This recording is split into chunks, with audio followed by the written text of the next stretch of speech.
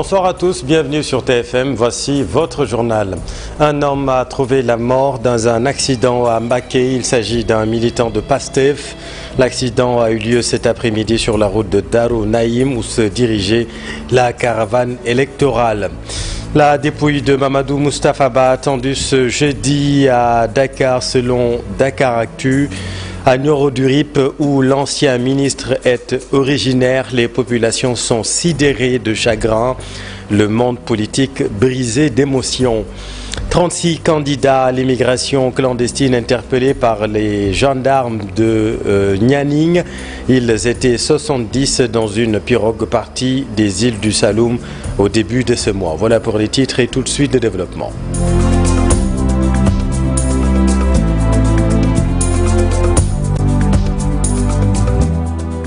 Un homme a trouvé la mort dans un accident à Mbacké. Il s'agit d'un militant de PASTEF. L'accident a eu lieu cet après-midi sur la route de Darou Naïm où se dirigeait la caravane électorale.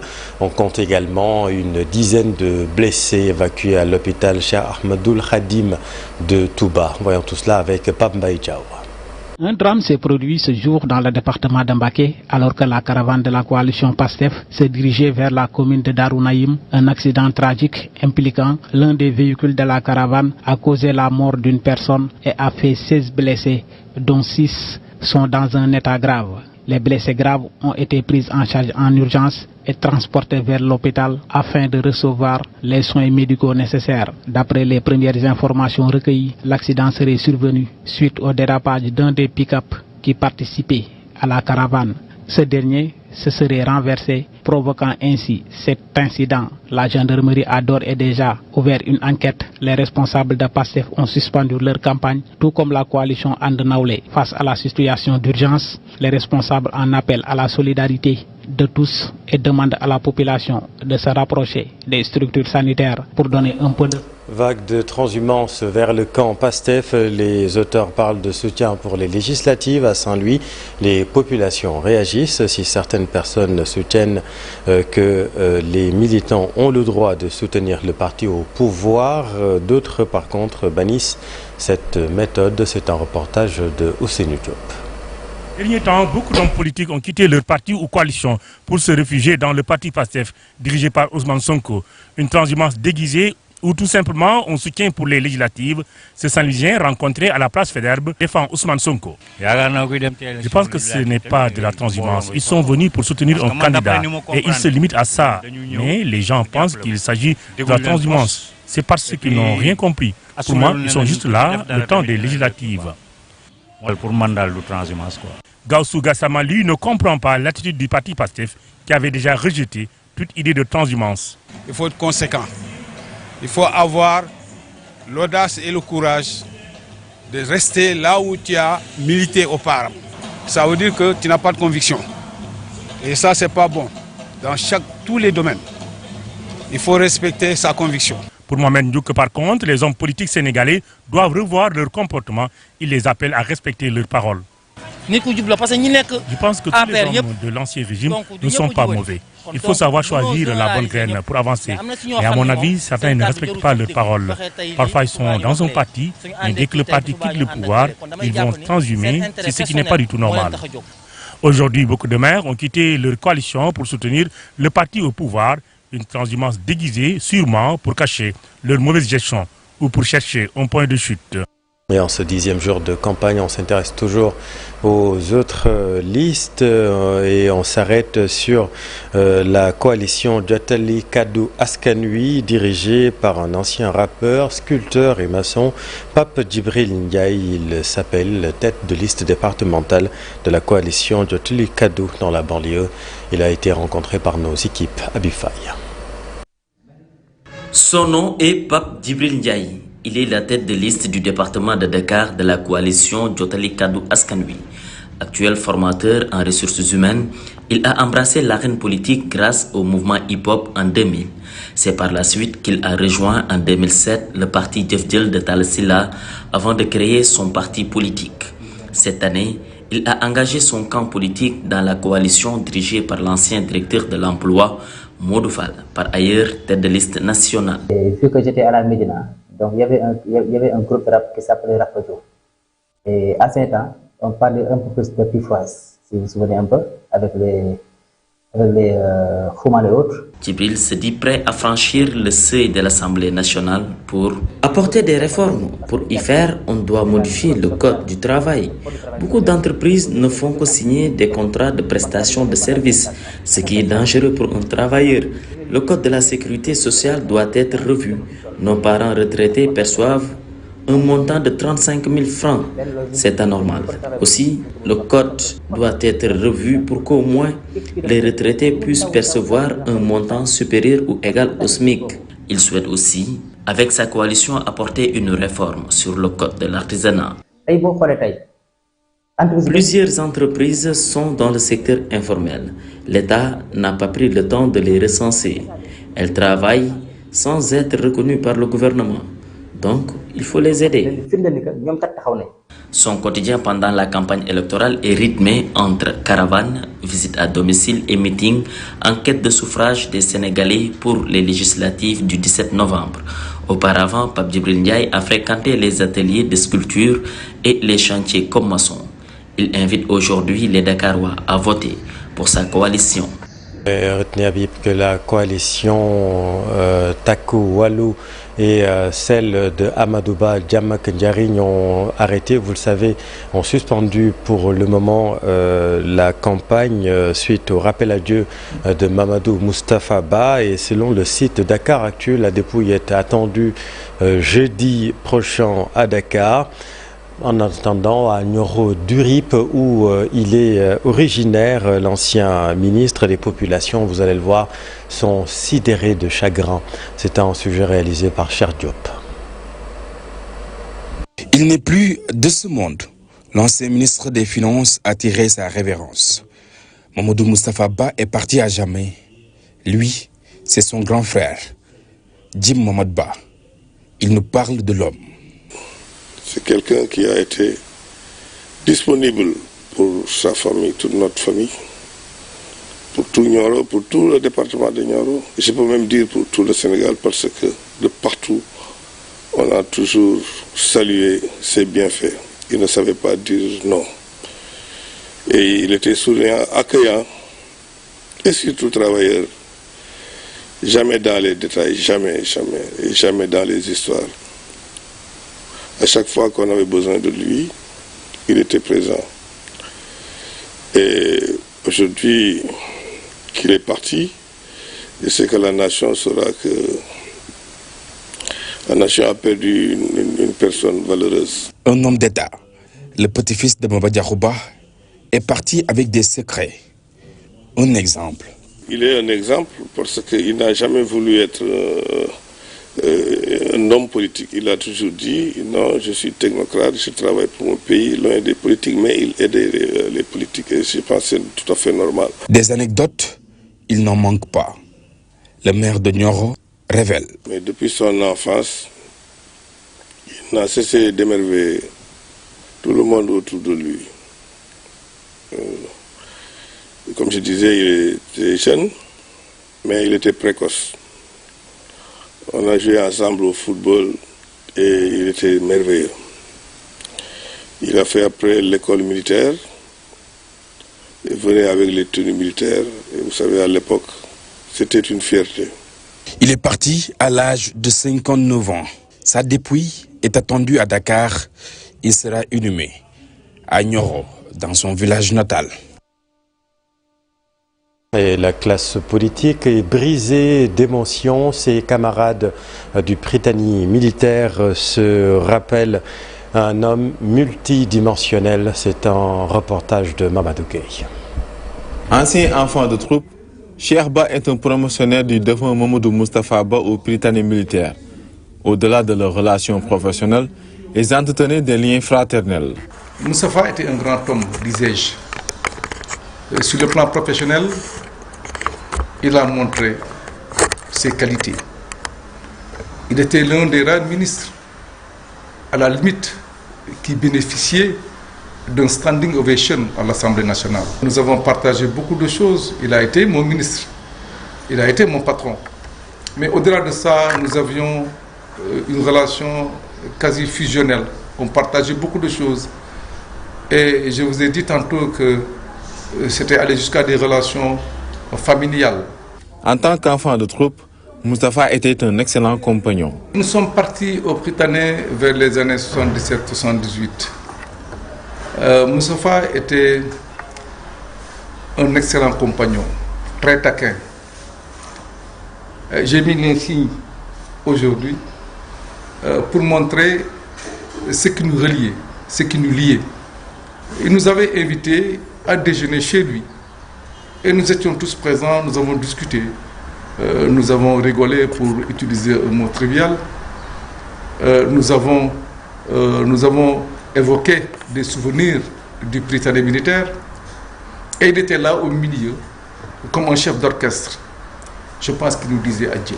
Amoureux du sport, notamment du football, Moustapha était un excellent joueur, d'où le surnom de Bosquier. Pourquoi Bosquier? Parce qu'il était un talentueux footballeur. Je suis persuadé que si Moustapha était aujourd'hui dans le football, si c'était sa génération, il serait l'un des plus brillants. Il était un talentueux footballeur. Et le mot n'est pas trop fort. Tout le monde peut en témoigner. On l'appelait Bosquier parce que Bosquier était un ancien international français, un excellent joueur. Il était supporter de l'US Gorée et il était très bon footballeur. On a perdu un grand homme. Un grand homme est parti. Une grosse perte pour sa famille, une grosse perte pour le Sénégal et surtout pour ses camarades de promotion au Prytanée militaire. Dans l'actualité également, 36 candidats à l'immigration clandestine arrêtés par les gendarmes de Nianing la nuit dernière. Ils étaient 70 dans une pirogue partie des îles du Saloum au début de ce mois. La Commission nationale des droits de l'homme au Sénégal, en collaboration avec UPR Info et Radio, a initié un atelier de formation à partir de ce mardi. Cet atelier vise à former et à sensibiliser sur la question des droits humains. Voyons tout cela avec Alassane Diop. Afin de mieux répondre aux recommandations issues du 4e examen périodique universel tenu en janvier dernier, la Commission nationale des droits humains a débuté ce mardi son atelier de formation pour plusieurs acteurs sur les questions des droits humains. Cet atelier va nous permettre de travailler sur comment répondre aux recommandations. Comment faire en sorte que on considère dans 4 ans que le Sénégal s'est amélioré dans le domaine des droits humains. Donc c'est un atelier qui permet d'assurer une formation et une collaboration entre divers acteurs parce qu'il est question que ça soit un programme inclusif. Ces recommandations portent pour la plupart sur des thèmes relatifs aux droits humains tels que l'égalité, le droit des femmes et celui des enfants, mais également sur l'adhésion aux institutions internationales. Et puis, c'est des recommandations qui portent sur un certain nombre de thématiques.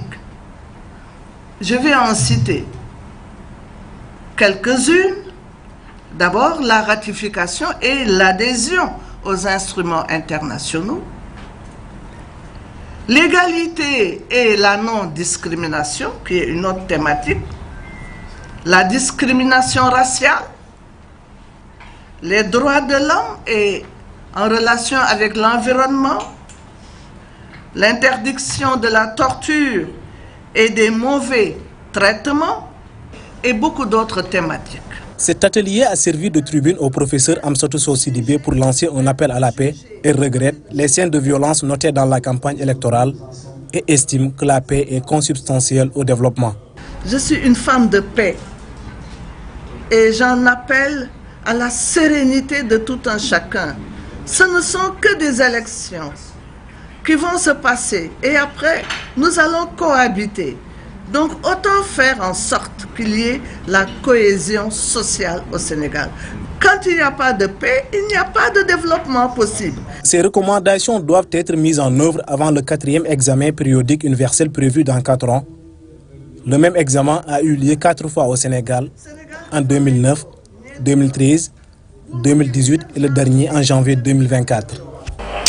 Merci Alassane. Le G7, composé de plusieurs syndicats d'enseignants ne comptent plus renégocier le passif social déjà discuté avec l'ancien régime. Les enseignants attendent désormais des actes concrets, disent-ils. La rupture du dialogue social est également décriée. Voyons ce reportage de Fatou Bintou Kanté. La question de l'alignement des décisionnaires sur les fonctionnaires, les lenteurs administratives, l'application des accords signés avec le G7. Tout cela fait partie d'un passif social déjà discuté avec l'ancien régime, que le G7, ce regroupement de syndicats d'enseignants, ne compte plus rediscuter avec ce nouveau gouvernement. C'est des accords qui ont été stabilisés, avec d'ailleurs, en son temps, un échéancier précis.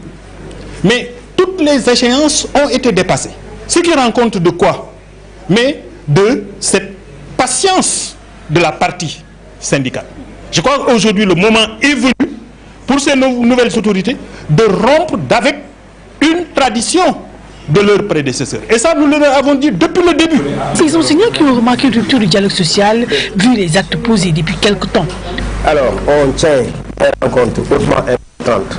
Et dans ces rencontres-là, vous ne voyez pas la partie syndicale. Je peux donner l'exemple donc du conseil interministériel. On n'a pas vu les syndicats présents et cela a été dénoncé à l'époque par les syndicats. Vous avez vu aussi que dans le cadre de la gestion même du secteur de l'éducation et de la formation, des décisions majeures sont prises sans pour autant qu'on implique les syndicats.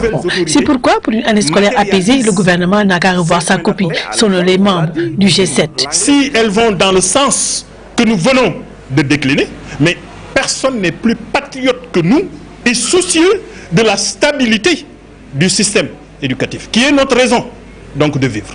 Maintenant, à défaut, à l'évidence, mais nous aviserons, nous prendrons toutes nos responsabilités. Il faudrait que ce soit clair, net et précis. Le G7 met en garde ces nouvelles autorités sur la politique d'austérité qu'ils veulent mettre en marche.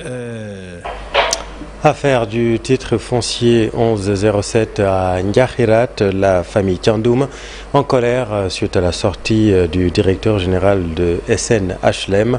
Selon la famille, la Cour des comptes a annulé la vente depuis 2014. La famille Thiandoum tenait un point de presse à Ndiakhirat. Abdou Diouf Diagne. La famille Thiandoum de Ndiakhirat déverse sa colère sur le nouveau directeur de la SNHLM. La sortie récente de Bassirou Kébé réclamant les terres du titre foncier 1107 est considérée comme une déclaration de guerre. Non, c'est parce qu'il est passé complètement à côté. Il ne connaît pas le dossier, l'état de dossier. C'est ça. La Cour des comptes, en 2014, a annulé la vente. La vente est mauvaise. Pourquoi? Parce que ceux qui ont vendu n'avaient pas la qualité de vente, parce qu'ils ne sont pas hérités. La famille invite le directeur de la SNHLM à s'expliquer d'abord sur la différence des chiffres annoncés. Cela prouve qu'il y a une magouille, selon le porte-parole du jour. Lors de la déclaration de M. le directeur de la SNHLM, qu'on a été informé de la valeur de cette vente estimée à 3 milliards 555 millions 8800. Alors qu'on nous avait notifié une vente de 2 milliards 669 millions 691 400. Pour clore définitivement ce dossier qui a trop duré avec son lot de victimes, les membres de la famille Thiandoum interpellent le chef de l'État. C'est que nous sommes en face d'une situation qui est partie d'une direction de la SNHLM, donc de l'État du Sénégal. Et c'est cet État aujourd'hui qui doit accompagner la famille à rétablir la vérité, à rétablir aussi la vérité au profit des victimes. Rappelons que la SNHLM avait démoli toutes les maisons et fondations qui étaient sur le site. L'affaire est depuis lors entre les mains de la justice. Merci Abdou. Sur l'international aux Comores, 25 personnes candidates à l'immigration clandestine ont perdu la vie dans une embarcation. Et puis 240 millions d'Américains aux urnes pour élire le 47e président des États-Unis. Voyons tout cela avec Fatima Touré. 25 morts au total ont été enregistrés dans un naufrage entre Anjouan et Mayotte aux îles Comores. Ce bateau transportait des candidats à l'immigration. Il s'agit d'une trentaine de personnes, dont 7 femmes, 4 mineurs et 2 nourrissons. Selon un rescapé, les passeurs ont sciemment rempli la coque d'eau dans le but de saboter l'embarcation. Les autorités annoncent l'ouverture d'une enquête pour élucider cette affaire. Rappelons juste que ce drame n'est pas un cas isolé. Ces 3 derniers mois, il y a eu 2 autres naufrages du genre impliquant les passeurs. Selon les sondages, déjà, le camp de Donald Trump déclenche les hostilités en annonçant une bataille judiciaire visant à remettre en cause le processus électoral. Cette présidentielle a été marquée par des débats autour des enjeux qui concernent les Américains. Kamala Harris, la candidate des démocrates, pourrait devenir la première femme à diriger la plus grande puissance mondiale. De l'autre côté, le candidat républicain Donald Trump pourrait signer son retour après avoir quitté la Maison-Blanche en 2021. Les premières tendances sont attendues cette nuit. Et puis en sport, parlons des préparatifs des JOJ Dakar 2026, s'appuyant sur ses partenaires, sur l'environnement, sur l'économie et sur le social. Le comité d'organisation des Jeux Olympiques a installé une coalition pour donner à l'événement un aspect durable, responsable et inclusif. Compte rendu, Cher Sadi Boudjara. Le comité d'organisation des Jeux Olympiques de la jeunesse Dakar 2026 anticipe sur l'évaluation de l'organisation et les retombées pour le Sénégal. Dans ce sens, il procède à la mise en place d'une coalition durabilité, impact, héritage, qui va se structurer autour de 3 commissions.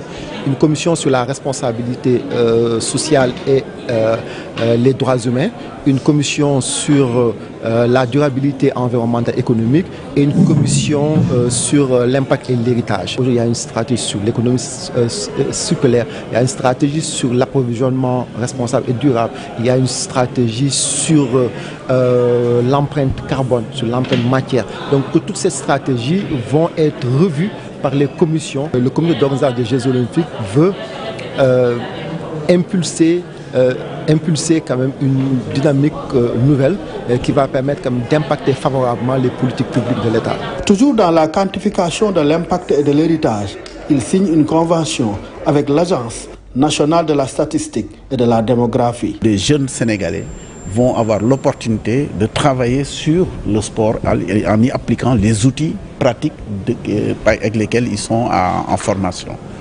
C'est important parce que certainement après les Jeux, lorsque les lumières seront éteintes, il va falloir s'adresser aux Sénégalais et leur dire ce grand événement sportif, en quoi il aura été utile pour le pays, en quoi il aura été utile pour le Sénégal, pour les Sénégalais. Le travail que nous allons faire avec l'ANSD, nous sommes rassurés qu'au terme des Jeux, c'est les différentes facettes que nous devons mesurer. En tout cas, nous serons au rendez-vous. Un travail qui va s'articuler autour de 4 études. Il sera nécessaire pour nous d'interagir avec les sachants des différentes disciplines, notamment sur le secteur de l'environnement, parce que l'impact de cet événement aussi sera mesuré sous cette dimension.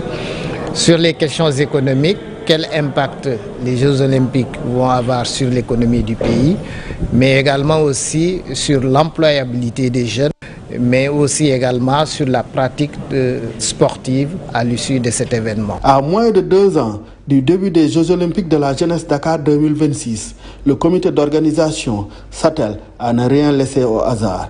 Et le festival Dakar en jeu du 7 au 10 novembre prochain va servir encore de répétition. C'est la fin de cette édition. Merci de l'avoir suivi. Restez sur TFM. Vous êtes au bon endroit. Bonne soirée.